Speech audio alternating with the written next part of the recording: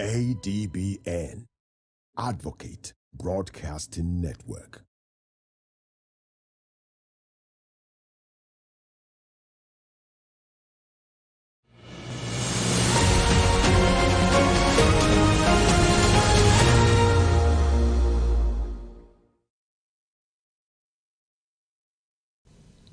This is ADBN News.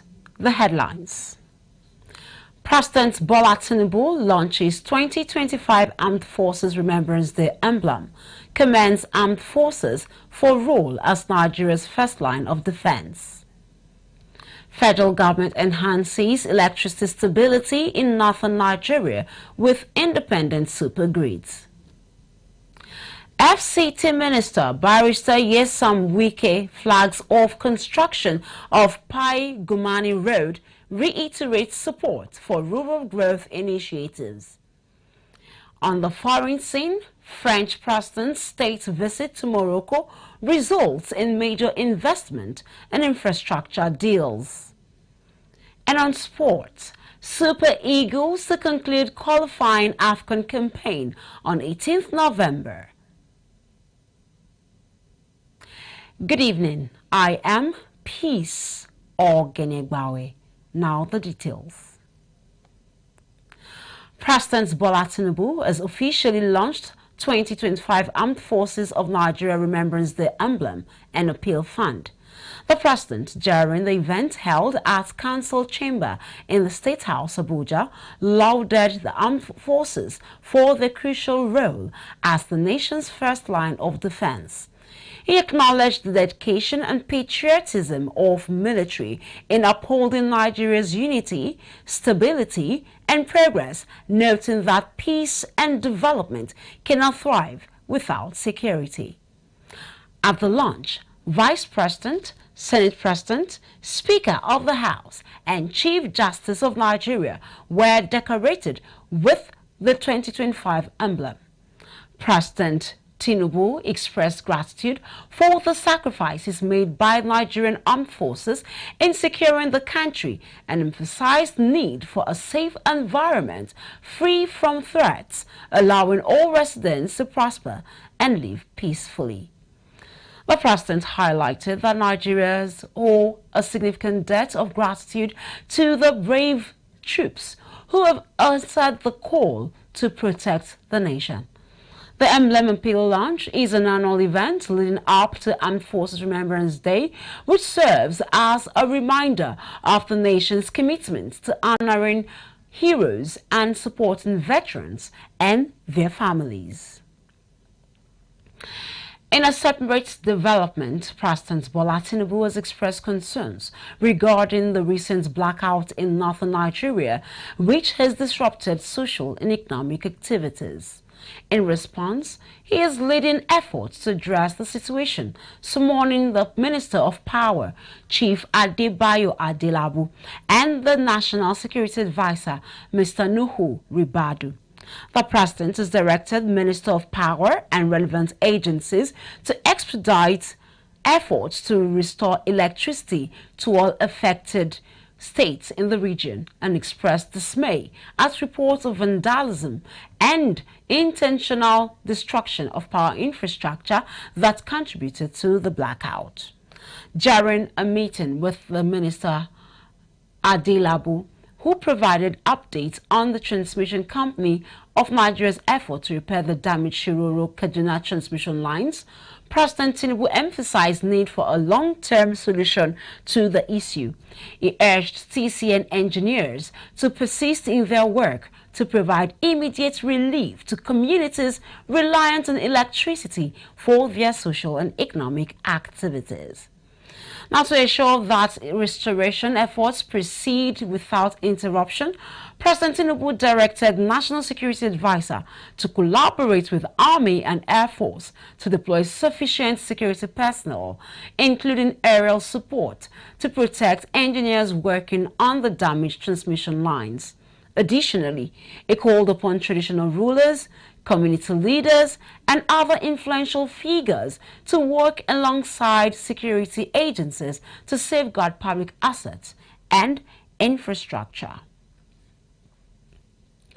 Meanwhile, federal government has disclosed that it is developing independent supergrids for each of the 19 northern states in Nigeria. Now, the Minister of Power, Chief Adbn, disclosed after a meeting with the President in Abuja that efforts to restore power to northern Nigeria will be expedited.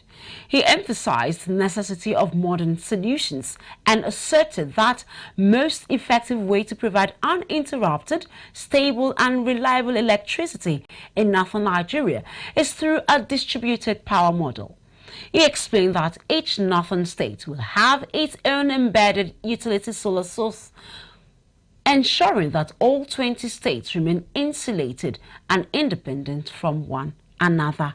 Chief Adelabu reported that progress has been made with interested contractors and financiers prepared to install 100 megawatts of power in each of the 20 northern states, starting with an initial 50 megawatts that can later be upgraded to 100 megawatts. Additionally, he mentioned plans to establish a supergrid as a backup to the national grid, which would facilitate power transmission in case national grid encounters issues. Now, until the system is in place, Chief Adelabu affirmed that efforts would focus on managing current resources and reducing the frequency of grid disturbances. Still staying with the grid update, in response to ongoing insurgency affecting power supply in northern Nigeria, Deputy Senate President Senator Barau Jibrin has confirmed that security agencies are gearing up to take decisive action against insurgents obstructing the repair of critical power lines. This initiative follows reports from Transmission Company of Nigeria indicating widespread outages in the northeast, northwest and parts of north-central Nigeria, primarily due to vandalism of transmission lines, especially the Shiroro-Kaduna line. Now, speaking on the Senate floor today, Senator Jibrin assured that the Office of National Security Advisor is actively addressing the issue. The Secretary of Senate is concerned about the lack of electricity supply in the northern part of this country. This is happening due to the fact that the electricity tower coming from within the area that electricity is taken to the northern part of the country was vandalized by terrorists, and it has become a problem for the TCN staff to get to where this occurred, to get it restored, because that area is being occupied by terrorists. Now, what has been done is what is being done now is that the security agencies are putting their hands together to get to that spot and try to eradicate or take away the threat that is being there for quite a while. All that Executive Director of Independent System Operator, Engineer Nafisatu Ali, previously stated that the Shiroro-Kaduna transmission line, which is vital for supplying power to northern Nigeria, has been vandalized by insurgents. Now to more reports from the Red Chambers. Senate has approved President Bola Tinubu's request to refund a total of 24 billion naira to Kebbi and Nasarawa states for airport projects completed on behalf of federal government. This decision came after the Senate received a report from Committee on Local and Foreign Debts regarding the promissory notes program intended for the reimbursement of the states for the newly constructed airports. Senator Manu Haruna of Taraba Central presented the report on behalf of the committee.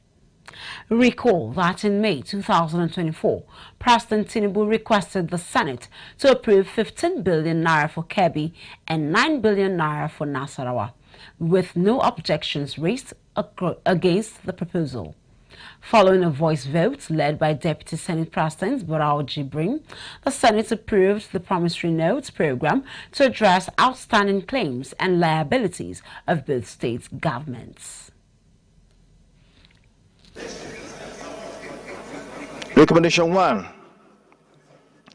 that the Senate do approve the promissory note program to settle outstanding claims and liabilities of Kebbi State Government, the sum of 15,137,336,095 naira and 8 kobo only. Those in favor of this prayer, please say aye. Those against say nay. The ayes have it. Also, the sum of 9,542,651,786 naira only, naira 11 kobo only, be reimbursed to Nasarawa State Government for the construction of Lafia Cargo Airport. Those in favor of prayer 2, please say, or community 2, please say aye. Those against say nay. The ayes have it. That the federal government prioritizes the settlement of incurred debts through the issuance of promissory notes for the settlement of outstanding reimbursement debts to states, judgment debts and other debt liabilities incurred by the federal ministries, departments and agencies to avoid further costs and liabilities to the federal government. Those in favor of this prayer, please say aye. Those against say nay. The ayes have it. Let me commend the committee for a job well done, as the report was properly put together in the best manner possible. Meanwhile, Senate's initiative to establish a Federal University of Agriculture and Entrepreneurship in Bama, Borno State, received overwhelming support from stakeholders during a public hearing held in Abuja. Sponsor of the bill, Senator Kaka Shehu Lawan, stated that the proposed university would be the first of its kind in Africa. In his remarks, he emphasized urgent need for a specialized institution focused on agriculture and entrepreneurship, highlighting troubling trend of high unemployment rates driven by demand for white-collar jobs. Senator Kaka explained that entrepreneurship education aims to equip students with knowledge, skills, and motivation necessary for success in various fields, enabling them to identify investment opportunities and maximize returns. He pointed out that Nigeria urgently needs the university to address rising youth unemployment rate, which ranks second only to South Africa. Yes, a global youth unemployment index, Nigeria has an astronomical 53% youth unemployment rate, which places it second to South Africa, which has 61% youth unemployment. These worrisome statistics have negative effects on the nations generally, as they lead to geometric rise in social vices and crimes in the society, all in the quest for survival. However, there is a relief through the proposed university that focuses on agriculture and entrepreneurship education, which prepares the youths to be responsible and enterprising.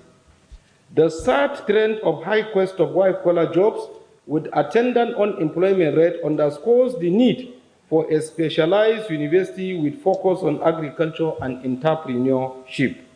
Entrepreneurship education is the process through which individuals acquire a broad set of competencies that can produce greater social and economic benefits to individuals. It is a form of education that seeks to provide knowledge, skills, attitude to innovation, motivation of students for entrepreneurial successes in various facets of human endeavors. Chairman of Committee in his welcome address reiterated that the specialized university would be a pioneering institution in Africa. On his part, President of the Senate, Senator Godswill Akpabio, represented by Senate Chief Whip, Senator Mohammed Mongono, commended the initiative, noting that it would help mitigate youth unrest in the country. A lot of farming activities and a lot of rare animals, I think, is highly and it is very important. What kudos to Senator Shehu Kaka, your son, for presenting this very important bill to this nation, because it's a ground running which I believe the renewed hope agenda is part of the effort to ensure, and with our leader, the Vice President of the Federal Republic of Nigeria, who is a critical stakeholder to the development of this country. I believe this school will have a speedy take-off so that it will reduce the restiveness, it will reduce unemployment, it will create value addition to this country. This movement marks a significant step towards advancing educational opportunities in our nation, particularly in the northeastern region, which has endured numerous challenges in recent years. Education is the cornerstone of national development. We must prioritize and invest in institutions that will drive innovation, sustainability, and economic growth. The proposed university is not just an academic institution, but a beacon of hope and empowerment for the youth of Borno State and beyond. It aims to help to equip students with the necessary skills in agriculture and entrepreneurship, fostering the spirit of self-reliance and resilience among our young population. The agricultural sector holds immense potentials for job creation and food security. The proposed university is envisioned to cultivate a new generation of job creators rather than job seekers in the agricultural sector. In the meantime, Senate has postponed the screening of 7 ministerial nominees originally scheduled for today. Special Advisor to President of Senate on Senate matters, Senator Bashir Lado, explained in a statement that the postponement was necessary to allow the nominees complete all documentation and pre-screening requirements. The screening has been rescheduled for tomorrow, 30th October at 12 noon. The 7 ministerial nominees recently submitted to the Senate by President Bola Ahmed Tinubu include Dr. Nentawe Yilwada of Humanitarian Affairs and Poverty Reduction Ministry, Mrs. Bianca Odumegu Ojukwu, Minister State Foreign Affairs, and Dr. Jumoke Oduwole, Minister Industry, Trade and Investment. Others are Alhaji Idi Mokhtar Meha, Livestock Development Minister, Yusuf Atta, Ministry of State, Housing and Urban Development, and Dr. Suwaiba Ahmed, Ministry of State, Education. And now moving to reports from the House of Representatives. The House has resolved to investigate allegations of misconduct against Honorable Alexander Mascot Ikweche, following growing concerns over the integrity of the legislative body. The member representing Aba North, Aba South Federal Constituency under the platform of ABGA was seen in a viral video assaulting a cab driver. This followed a motion raised by the House Leader, Honorable Julius Yonbere, during Tuesday's plenary, urging members to uphold the House's image and reputation. Mr. Speaker, am I protected, Mr. Speaker? Go ahead. Mr. Speaker, this experience has been especially disheartening as it stands in the contrast to the positive strides that we have made in my constituency of Aba North and Aba South, particularly in the areas of health, education, and empowerment. Nevertheless, it serves as a teachable moment, Mr. Speaker, for all of us in public office that is held in high standards. Mr. Speaker, honorable colleagues, I just want to state once again that I am human. Even though there was things were said, and those things I regret. I apologize to all Nigerians. Regardless of the provocation, there should be no reason why I should react in that form. So I want to use this opportunity to appeal to all Nigerians. Let us let what has happened remain in the past, and let us forge forward. It's not good for us to judge, ahead of time and take rash decision. Therefore, in line with the prayers of the leader of the House, that this matter be referred to the Committee on Ethics and Privilege for him to be heard. His appeal was very emotional, very touching, shows remorse. I was touched hearing it from here, but that is not enough. I know you were touched as well. I know Nigerians watching him have seen a man that is remorseful, but our rules must be complied with. Still from the Green Chambers, there is a call on the federal government to initiate a thorough investigation into killings of innocent Nigerians from Plateau State by cultists in Anambra State. Lawmakers urged immediate action to prevent such senseless violence and safeguard the lives and properties of all citizens. This request followed a motion of urgent public importance raised by Honorable Yusuf Adamu Gadgi, who reported that 7 of his constituents engaged in legitimate business in Anambra State were brutally murdered. The House also urged Inspector General of Police and Director General of the Department of State Services to take swift and decisive measures to address the situation and ensure that those responsible are held accountable.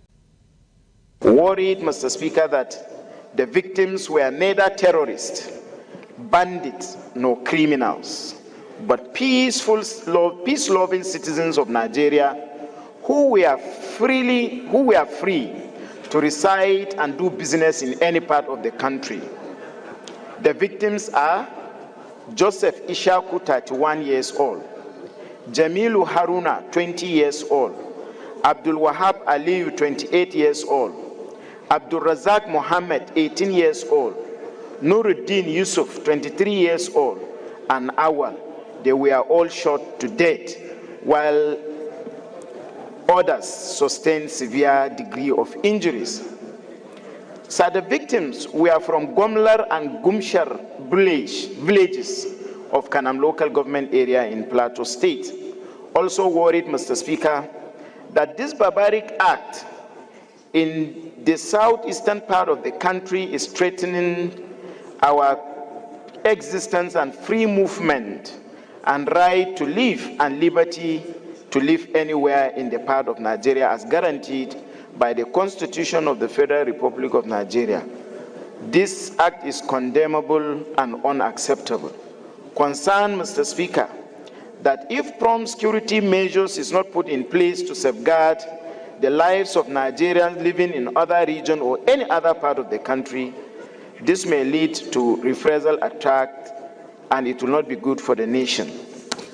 Mr. Speaker, I urge the House to, 1, observe a minute silence in honor of the departed citizens of my local government, condemn the killing of innocent Nigerians, not only in this part of the country, but in the entire Nigeria.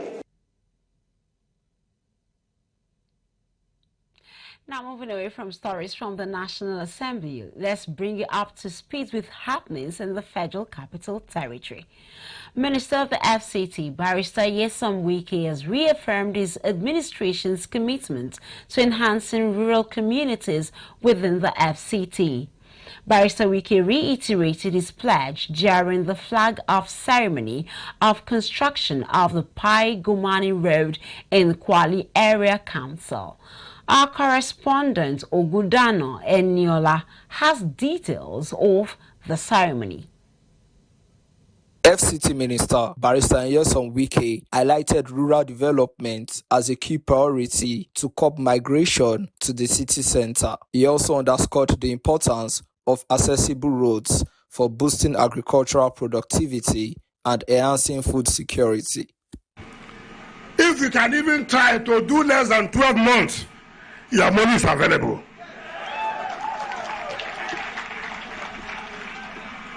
Because look at, why should Nigeria complain about food? Look at land. Why should we import food? But why would we not have problem of food when there's no road? Even if our farmers have access, assuming they go to track road to the farm and they produce food, how would they bring it to the city without road? Now that they have road, won't they bring their food out?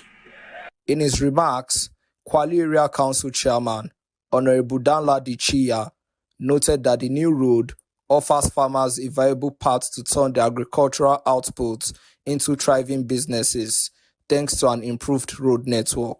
Connected to Mr. Wike because he is not holding any of our allocation. So we must be seeing should do something in our various area councils.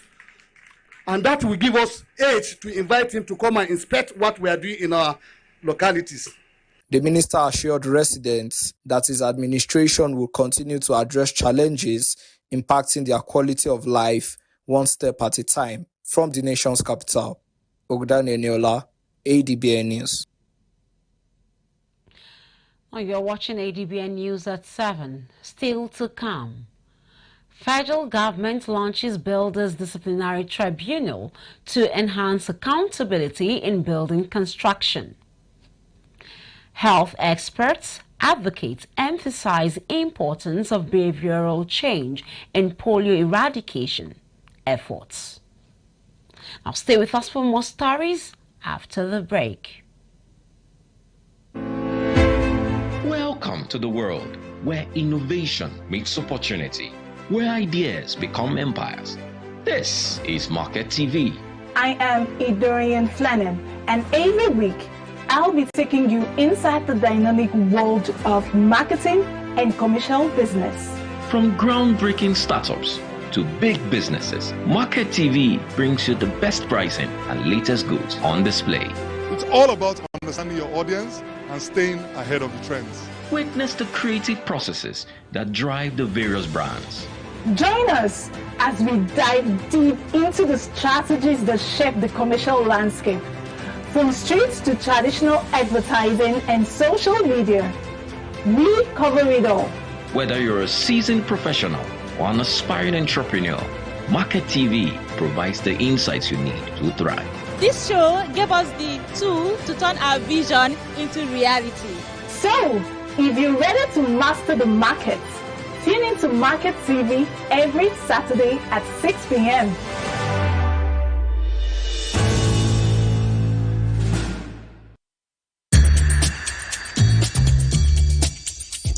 No matter wetin I see, enough fit make mouth heavy to talk am. That's now why people dey talk. You know wetin dey worry you, but you no go fit take help yourself. In this kind of situation now, what if they really no talk to una? Wetin be the way forward?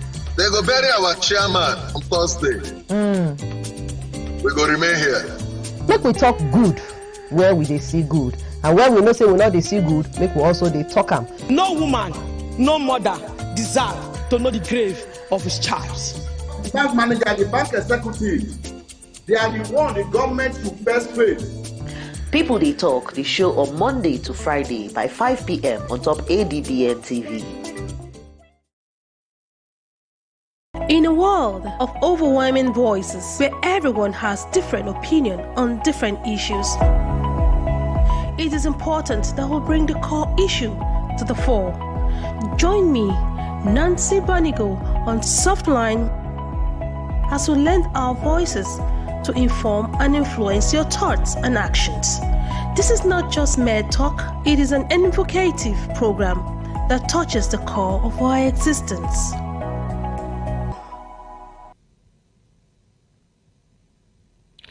You're welcome back. Our federal government has officially inaugurated the Builders Disciplinary Tribunal to enhance accountability within the building profession.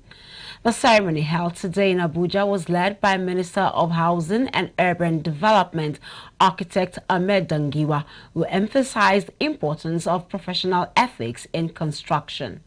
He stated that the tribunal is a vital mechanism for ensuring adherence to professional standards, declaring that those who fail to comply with these standards will be held accountable. This initiative follows several recent building collapses, including a tragic incident last week in Lugbe, Federal Capital Territory, Abuja, which resulted in 5 fatalities. Architect Dangiwa remarked that this case is not isolated, but a part of troubling pattern that requires urgent attention and decisive action, highlighting need for regulatory reform in the industry. The minister noted that the tribunal is designed to uphold professional standards and safeguard public safety, sending a strong message that negligence, misconduct, or any compromise on safety standard will not be tolerated in the building sector. He concluded that the inauguration of the Builders Disciplinary Tribunal marks a significant step in Nigeria's efforts to combat unlicensed building practices and restore public trust in the construction industry. Meanwhile, World Bank has expressed concerns regarding inadequate housing situation in Ohofia, a town in Abia State, Nigeria. With only 21,000 housing units available for population exceeding 300,000, the bank has identified a pressing need for improved accommodation. At a recent dialogue organized by the Mben Political Assembly in Ameku, Ohofia, a senior disaster risk management specialist at the World Bank, Dr. Kim Palmer, emphasized urgency of tackling the town's housing crisis. He noted that Ohafia's population is steadily increasing as individuals from various backgrounds settle in the area, exacerbating the strain on existing housing and infrastructure. On his part, Abia State Deputy Governor Mr. Ikechukwu Emetu echoed need for development and reaffirmed the government's commitment to enhancing amenities through the state. Furthermore, Mr. Emetu announced that Ohofia has been chosen as one of 6 communities to host an Abia State Cuckoo Estate, promoting economic diversification. In a bid to boost development, Governor Oti has approved the establishment of the Greater Ohofia Development Authority, which aims to accelerate progress in Ohofia and its surrounding areas. And now to health matters. As Nigeria celebrates significant strides in its journey to eradicating polio, health experts and advocacy groups are emphasizing the importance of sustained public health advocacy and social behavioral change to tackle root causes of preventable diseases and maintain country's polio-free status. Now, in this report, Adbn x-rays the role of sustained advocacy and behavioral change in maintaining Nigeria's achievements against polio. Nigeria's battle with poliomyelitis, also known as wild polio, has been proclaimed a huge success as there has been no recorded case of wild polio virus since 2016. The last case was recorded in Borno State, northeast Nigeria in 2016. World Health Organization certified Nigeria as polio-free in 2020. Polio has ended in our country in a proud dawn for all Nigerians. UNICEF confirms over 270 million doses of vaccines are administered yearly to sustain Nigeria's polio-free status. Health specialists for social behavior change highlighted need for evidence by planning with data to address polio in each community to keep up awareness on the disease. The key principle for social behavior change is really to have evidence. So we want data to guide all our planning and activities so that we can get the best results. And to get them on board to really also at community level to start demanding the polio vaccine for the protection of all children. Ultimately so that all parents would automatically vaccinate their children every single campaign round so that their children are protected but also the community children are protected. We cannot do the same activities and same message everywhere because every community is a little bit different and not only looking at different states in the north but also south is different, and even within community you have smaller groups. Not all parents are the same. Younger parents may have different priorities and values than parents that have many children already. District Governor, Rotary District 9127, Dr. Mike Ukachi-Wanoshiri, emphasized the need for continuous vaccination to maintain a polio-free country. The tendency of polio to occurring again is serious because it's a waterborne disease. So if we don't continue the vaccination, we'll go back to where we started. That's why the collaboration is very, very important. Like other organizations that are joining force with us when we started it in 1988. If not so, it might be a problem where everybody, our children, but with that collaboration from other countries and they're buying the ideas and understanding the program initiated by Rotary International. That's why we're able to control it. Remember some years back, many countries today we are talking about 2. We are hoping in the next year to be 0. District Polio Plus Committee Chairman Dr. Mrs. Khadijat Kubarat Yusuf called for more advocacy, confirming improvement in acceptability of polio vaccine in the country. Initially, there was serious issue of rejection, but with advocacy, education, and knowledge, more parents are now encouraged to participate willingly without giving stress to the vaccinators. Monitoring and accountability is going on. WHO on the field, the UNICEF, Rotarians. While continued threat of disease resurgence requires active vigilance and proactive community engagement, Polio Eradication Program of the World Health Organization Regional Office for Africa, in collaboration with Global Polio Eradication Initiative, has set in motion a comprehensive array of prevention and response strategies to sustain Nigeria's polio-free status. These encompass implementation of supplementary immunization activities while building up human workforce as well as providing technical assistance. Others include enhancing surveillance endeavors and refinement of data and information management, which notably includes utilization of cutting-edge geospatial technologies to reach every last child and make polio history once and for all. Peace. Ogene Bawe, Adbn News.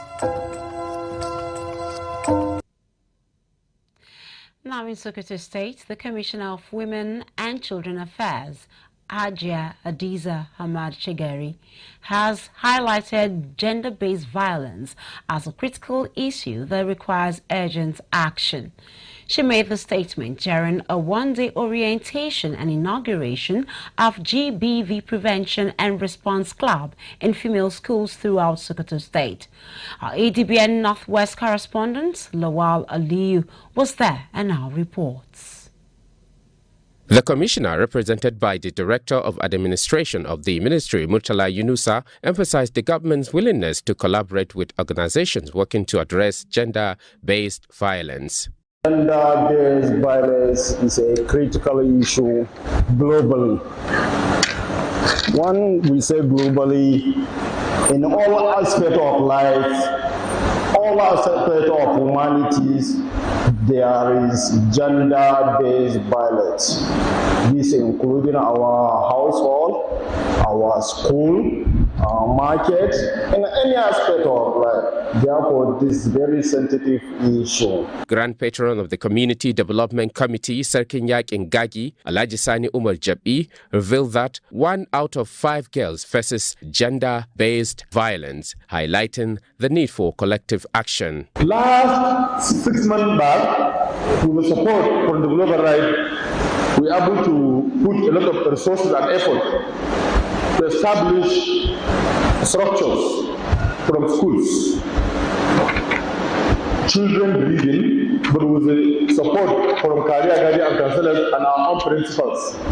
So a lot has been happening in schools. We want to break the idea of silence.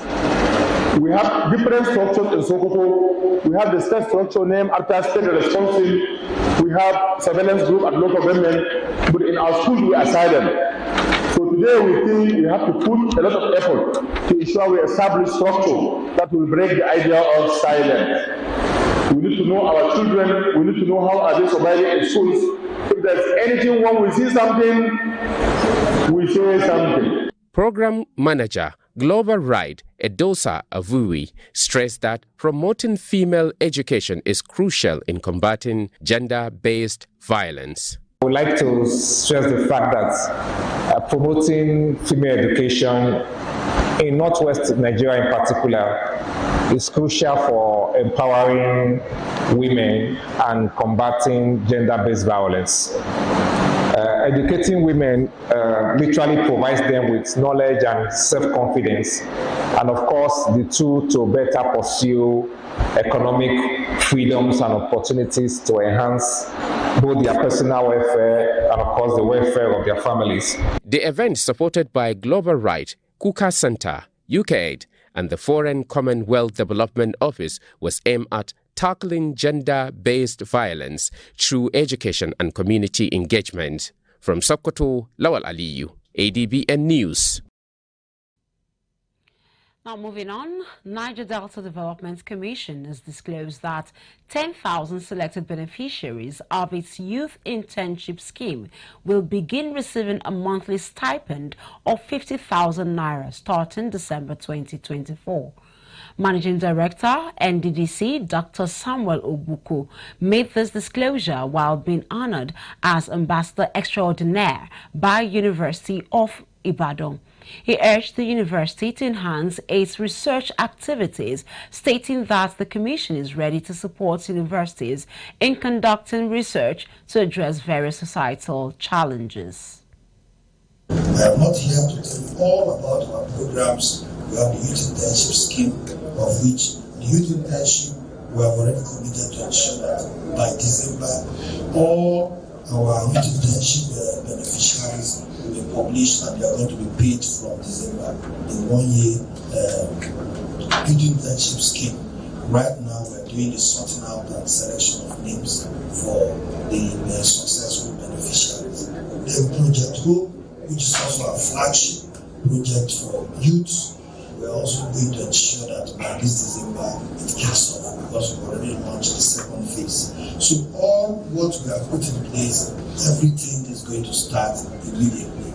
Then for our corporate governance structure, which we engaged KPMG earlier last year to put in place our corporate governance structure and SOPs, we are also willing to ensure that that is also concluded before the end of the year, so that the end of this can be internally regulated and also externally regulated for unity and accountability.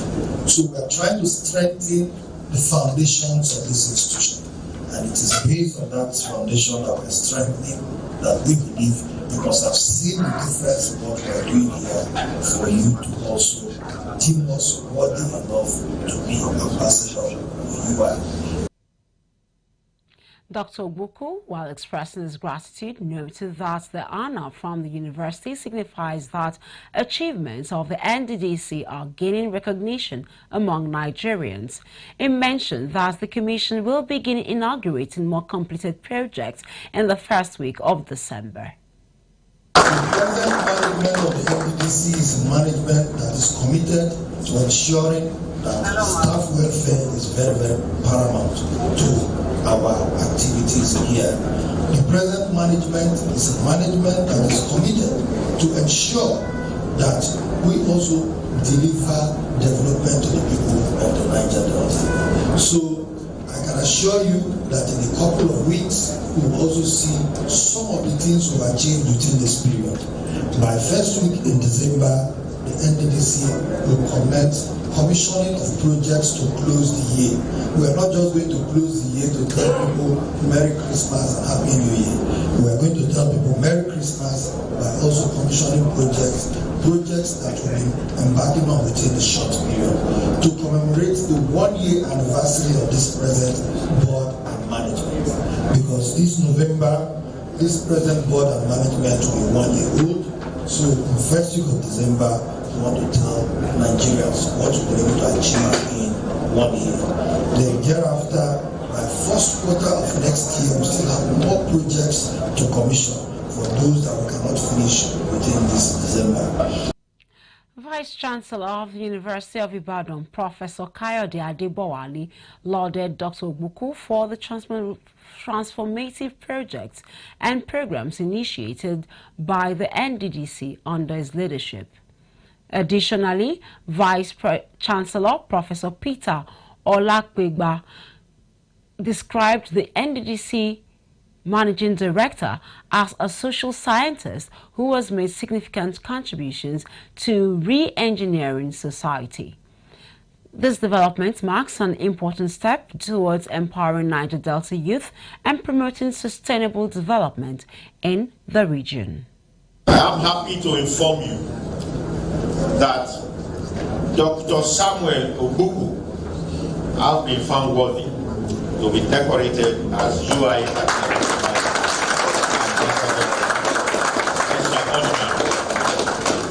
The vision of the University of Ibadan is to be a world-class institution for academic excellence that is geared towards meeting societal needs. And it is our belief that the values and passion of Dr. Ogbuku clearly aligns with the vision of the university. Still keeping up with the NDDC, there's been a reaffirmation of its commitment to supporting Nigerian police force and other security agencies in the region. Managing Director of the Commission, Dr. Samuel Ogbuku, stated this during a courtesy visit from the newly redeployed Commissioner of Police for Rivers State, CP Bala Mustafa Muhammad, at the Commission's headquarters in Port Harcourt. Dr. Ogbuku emphasized that NDDC will continue to provide necessary support to ensure effective performance of security agencies. He noted that in addition to recent donation of operational vehicles and communication equipment to the Rivers State Police Command, a contract for supplying solar lights to 9 Police State Command headquarters in the region will be finalized soon. For us as NDDC, we are willing to partner with security agencies because we know that there can be no development without security. So security and development, they are intertwined, work together. And because they work together for us in NDDC, we have to support security agencies to bring about peace in the Niger Delta. In the past years, NDDC have done so much in supporting security organizations and security agencies. We can also attest to the fact that before now, NDDC have also got vehicles, operational vehicles, all the CPs in the region, and also operational vehicles to also aid the performance of the security organizations, especially that of the police force. So for us in the NDDC, we are still willing to do more. He lauded the Rivers State Commissioner of Police for his successes in combating crime and reducing kidnappings, expressing a strong desire to collaborate with other state police commissioners and security agencies to enhance their operations. We just want to thank you for deeming it necessary to one of the visitors of the court visit. That is what it was traditional, because you are here to introduce yourself to us, that you have arrived, and for us to know you as leaders. We will keep in touch, we will also find out and also probably come and walk in visit to your office. The police commissioner highlighted the significance of community policing and encouraged the public to report any police misconduct to facilitate disciplinary action. This initiative is part of the NDDC's broader effort to promote security and development in the Niger Delta region. NDDC is very critical in ensuring peace and security because the activities of NDDC in Niger State and Niger Delta cut across all communities. And for this too, we have been under the community policing, we have been in almost all these communities. And we cannot assure safety and security of communities without engagement and collaboration with stakeholders at NDDC. Now to foreign news. French President Emmanuel Macron and Moroccan King Mohammed VI have signed a series of new agreements at the Royal Palace, strengthening the ties between the two nations. The deals finalized during Macron's visit to Morocco are valued at approximately €10 billion and encompass areas such as investment, energy, and infrastructure. As part of the agreement, French rail manufacturer Alstom will provide Morocco with up to 18 high-speed train cars. This visit, prompted by the King's invitation, follows Macron's recent shift in France's long-standing position as he expressed support for Morocco's autonomy plan concerning the disputed Western Sahara territory. Macron described this plan as the only basis for achieving a just, lasting, and negotiated political solution. And now to sports news. Confederation of African Football has scheduled Nigeria's final qualifying match for the 2025 African Cup of Nations against Rwanda for Monday, the 18th day of November 2024. The important match day 6 encounter will take place at the Godswill Akpabio International Stadium in Uyo, marking the conclusion of Group D's qualification race for the next AFCON set to occur in Morocco from December 2025 to January 2026. CAF has appointed Moroccan officials for the match, with Samer Guezaz serving as the referee. The match is set to kick off at 5 p.m. Nigerian time. Meanwhile, for Nigeria's matchday 5 clash against Benin Republic in Ivory Coast on Thursday, 14th November, it starts 8 p.m. Nigerian time, and CAF has designated Senegalese officials for that encounter. Meanwhile, President of the Confederation of African Football, Dr. Patrice Motsepe, has expressed his deep sorrow over the tragic road accidents in Zambia that resulted in the deaths of 7 players from Chavuma Town Council Football Club. In a statement, Dr. Motsepe extended his heartfelt condolences to the families of the deceased players, as well as the Football Association of Zambia, its president, Andrew Kamanga, and the people of Zambia. The accident occurred while the Chavuma Town Council Football Club was en route to a Northwestern Province Division 1 League match. The CAF president also offered prayers for the swift recovery of those injured and for God's comfort to the families, friends and colleagues of victims, as well as the Football Association of Zambia. May their soul rest in peace. And that's it on ADBN TV News tonight. Remember to watch us live on DSTV channel 258, on StarTimes channel 140, Avo TV app, Limix World TV app, and Niger TV app. For more stories, visit our website on www.adbntv.com. You can also watch us live from every part of the world by logging on to www.adbntv.com/live. I am Peace Ogenegbawe. Thanking you for watching. Good evening.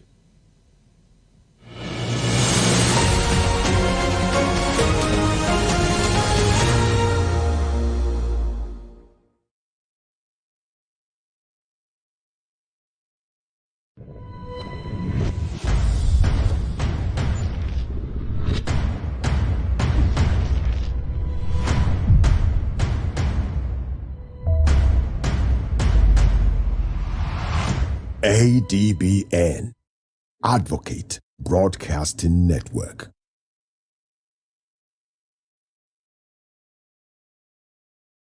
In a world of overwhelming voices, where